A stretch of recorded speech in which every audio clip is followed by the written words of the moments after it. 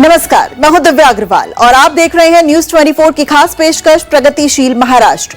आज बात होगी महाराष्ट्र के शहरों में बढ़ते इंडस्ट्री और रोजगार के अवसरों की, पात्राचौल के निवासियों को मिलने वाली राहत की, महाचतुर एआई चैटबॉट और मिसिंग लिंक परियोजना की। तो चलिए शुरू करते हैं आज का खास प्रगतिशील महाराष्ट्र। मुख्यमंत्री देवेंद्र फडणवीस ने मुंबई पुणे एक्सप्रेसवे की क्षमता विस्तार के लिए निर्मित मिसिंग लिंक परियोजना का उद्घाटन किया।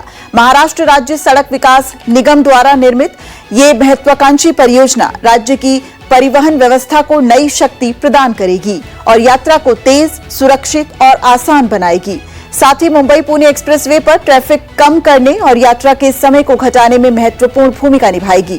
इसके साथ ही भारत का पहला एक्सप्रेसवे अब पहले से तेज और सुरक्षित यात्रा के साथ साथ ईंधन की बचत कर आपको आर्थिक फायदा भी पहुंचाएगा, जिससे राज्य की आर्थिक और औद्योगिक प्रगति को भी गति मिलेगी।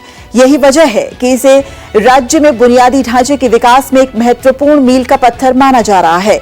बता दें कि missing link Guinness book of world records में दुनिया की सबसे चौड़ी सुरंग के रूप में दर्ज है। मिसिंग लिंक, जिसका नाम आज से कनेक्टिंग लिंक हमने किया है, मुंबई पुणे पर जो कंजेशन है पूरी तरीके से समाप्त होगा। पूरा घाट का जो सेक्शन है वो सेक्शन इससे ईज हो जाएगा। 6 किलोमीटर से डिस्टेंस कम होगा, लेकिन टाइम का अगर विचार करें तो चूंकि घाट सेक्शन कम हो रहा है तो आधे घंटे से मुंबई और पुणे की दूरी इस माध्यम से कम होगी। शेवटी इच्छाशक्ती आपली असली पाहिजे आणि सरकार पूर्णपणे खंबीरपणे पाठीशी उभं राहिलं की अशा प्रकारचे अतिशय म्हणजे चॅलेंजिंग असे प्रकल्प आपल्याला पूर्ण करता येतात, ज्याचा लाखो करोडो लोकांना फायदा होतो।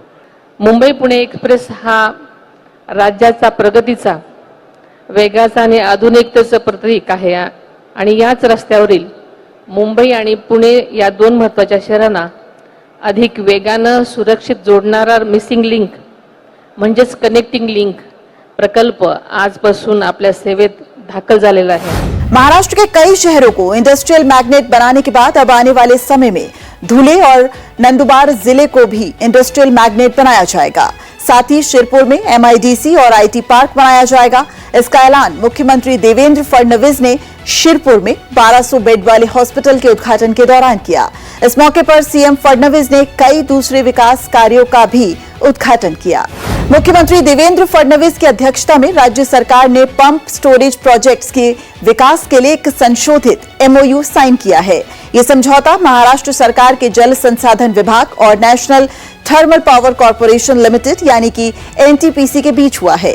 समझौते के तहत अब 60 पंप स्टोरेज प्रोजेक्ट से 82,000 मेगावाट से ज्यादा बिजली उत्पादन की उम्मीद है, जिससे लगभग 4.28 लाख करोड़ का अनुमानित निवेश आएगा और करीब 1,31,000 रोजगार के अवसर पैदा होंगे। मुंबई के गोरेगांव स्थित पात्राचौल के निवासियों को सरकार ने बड़ी राहत दी है। उप मुख्यमंत्री एकनाथ शिंदे की अध्यक्षता में हुई एक अहम बैठक में लोगों को मिलने वाले किराए में 10% की बढ़ोतरी का फैसला लिया गया है।